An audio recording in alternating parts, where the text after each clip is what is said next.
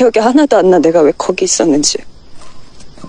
Melihat Heiyin yang merasa ketakutan dan sedih, Hyunwoo pun mencoba memeluknya agar Heiyin bisa tenang. Setelah semua mulai tenang, mereka pun pulang tapi di tengah perjalanan, Hyunwoo berhenti karena hujan turun. Untuk mencairkan ketegangan, Hyunwoo bertanya kenapa datang sendiri ke desa. Heiyin menjawab dia mendapat pesan dari kakak Hyunwoo kalau ayah mertuanya sedang ada pemilihan kepala desa. Jadi dia datang untuk memberikan dukungan kepada beliau. Hyunwoo tidak menyangka bahwa Heiyin masih peduli dengan keluarganya. Di saat itulah Hyunwoo mulai membuka hati. Tiba-tiba terdengar suara teriakan memanggil nama Heiyin, yang ternyata seluruh anggota keluarga Hyunwoo yang sedang mencari mereka. Sesampainya di rumah ibu Hyunwoo memberikan peringatan kepada anggota keluarga, agar merahasiakan rencana perceraian Hyunwoo. Semuanya mengiyakan tapi sang ayah terdiam karena dia sudah menceritakannya kepada Yongsong, penasehat pernikahan di desa. Ibu Hyunwoo dan kakaknya menyalahkan beliau di saat itulah. Beliau datang ke rumah Yeonsong untuk memberitahu kalau Hyunwoo dan menantunya baik-baik saja. Di kamar, Heiyin menanyakan hair dryer untuk mengeringkan rambutnya. Tapi karena usang dia tidak dapat menggunakannya. Hyunwoo yang tahu cara menggunakannya pun membantu Heiyin mengeringkan rambutnya. Mereka terlihat saling canggung. Dan Hyunwoo menawarkan makan ke istrinya tapi ternyata Heiyin sudah begitu banyak makan pada acara makan-makan di desa. 많이 먹었어? Di tempat lain, kedatangan Heiyin ke desa telah sampai ke telinga Sochol dan ibunya. Karena menjadi trending di berita. Dengan sikap angkuh ibu Heiyin mengacuhkan anak gadisnya. Saat Hyunwoo mengobati luka Heiyin, tiba-tiba dia mau mencium istrinya karena terbawa suasana. Tapi sebelum berhasil mencium Hyunwoo tersadar lalu pergi keluar meninggalkan Heiyin sendiri di kamar. Bukan karena apa-apa, Hyunwoo merasa dia bersalah dan belum siap menghadapi Heiyin. Karena semakin malam kakak iparnya menyuruhnya pulang menemani istrinya.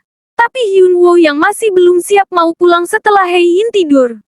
Percakapan mereka didengar oleh Heiyin yang datang menyusul Hyunwoo, karena suaminya tidak juga pulang tapi setelah mendengar kata-kata Hyunwoo, dia pun langsung pergi tanpa menemui suaminya. Heiyin yang merasa kecewa dan sedih menerima keputusan Hyunwoo, karena memang dari dulu mereka pisah ranjang.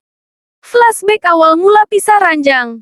Karena Hyunwoo marah dengan Heiyin yang mengangkut semua barang-barang dan mengosongkan kamar calon bayi mereka. Tanpa memikirkan perasaan Hyunwoo. Sehingga Hyunwoo yang sedih memutuskan untuk pindah tidur di kamar calon bayi mereka. Tanpa Hyunwoo sadari sebenarnya Heiyin pun sedih dan terpaksa melakukannya. Merasa marah, Heiyin bersikap cuek kepada Hyunwoo dan menyangkal dirinya terjaga semalaman karena menunggu Hyunwoo. Saat melihat pundak Hyunwoo yang basah karena memayunginya, Heiyin pun semakin marah dan berjalan cepat meninggalkan Hyunwoo. Di saat itulah datang Ang Seong menghampiri Heiyin sambil membawakan payung untuknya. Ang Seong sengaja datang ke rumahnya karena diundang oleh ibu Heiyin. Beliau menyuruh Ang Seong tinggal di rumah mereka. Sebenarnya Hyunwoo merasa tidak nyaman kalau Ang Seong tinggal bersama mereka. Tapi karena gengsi di depan Ang Seong dia merasa baik-baik saja. Ang Seong yang tahu kalau rumah tangga Heiyin ada masalah mencoba mengadu domba mereka.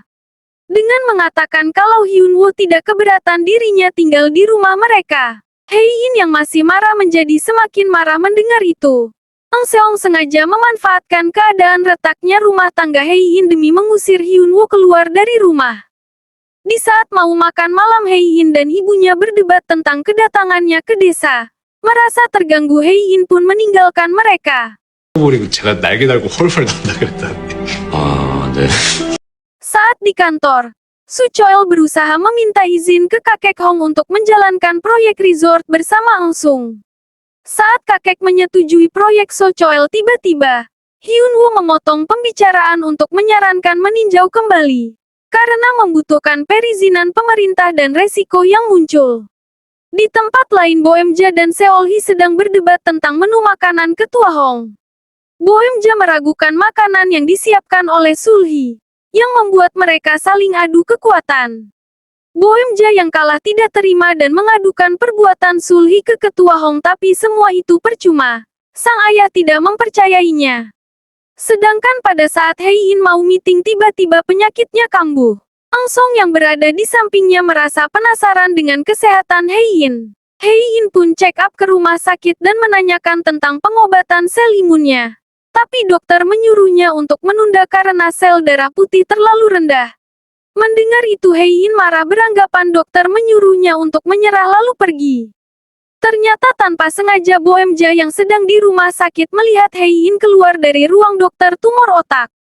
Boemja pun mencoba untuk menyemangati keponakannya agar tetap berusaha menjalani pengobatan sampai bisa sembuh. Tanpa Heiyin sadari ternyata bibi Boemja sedih melihat keadaan Heiyin. Heiyin tetap mau berobat ke Jerman meskipun dokter menyarankan untuk menundanya. Dia melakukan tes sel imun berharap sakitnya akan segera sembuh, tapi sayang dokter di Jerman mengatakan hal yang sama. Tidak bisa melakukan pengobatan karena kurangnya sel darah putih. Heiyin yang putus asa mencoba berkunjung ke tempat yang dia impikan untuk rencana bulan madunya. Saat menuruni tangga tiba-tiba terdengar suara Hyun Woo yang datang menyusul Heiyin. Ternyata di saat Heiyin berangkat ke Jerman, bibi Boemja yang tahu keberadaan Heiyin mencoba mencari Hyun Woo untuk menyalahkan Hyun Woo yang tidak berada di samping istrinya yang lagi berobat.